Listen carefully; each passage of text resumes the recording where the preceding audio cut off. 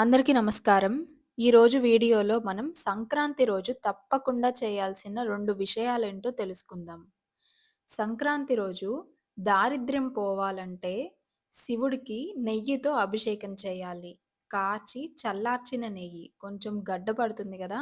ఆ నెయ్యిని ఇంట్లో శివలింగం ఉంటే ఇంట్లోనే శివుడికి అభిషేకం చేసుకోవచ్చు. లేదా మీరు ఏదైనా ఆలయానికి వెళ్లి శివుడికి ఖచ్చితంగా నేతితో అభిషేకం చేయండి. ఆవు నెయ్యే అయ్యుండాలి. ఇలా సంక్రాంతి నాడు ఆవు నెయ్యితో శివుడికి అభిషేకం చేయడం వల్ల ఈ జన్మలోనే కాదు, ఇక ఏ జన్మలోనూ మనకి దరిద్రం ఉండదు.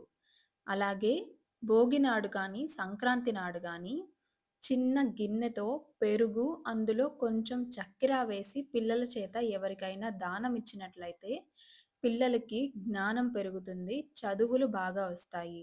కాబట్టి ఖచ్చితంగా మర్చిపోకుండా సంక్రాంతి నాడు శివుడికి నేతితో అభిషేకం చేయండి. అలాగే పిల్లల చేత పెరుగు, చక్కెరని ఎవరికైనా దానం ఇవ్వండి. వీడియో నచ్చితే లైక్ చేసి షేర్ చేయండి. అలాగే మీకు, మీ కుటుంబ సభ్యులకి భోగి, సంక్రాంతి, కనుమ శుభాకాంక్షలు.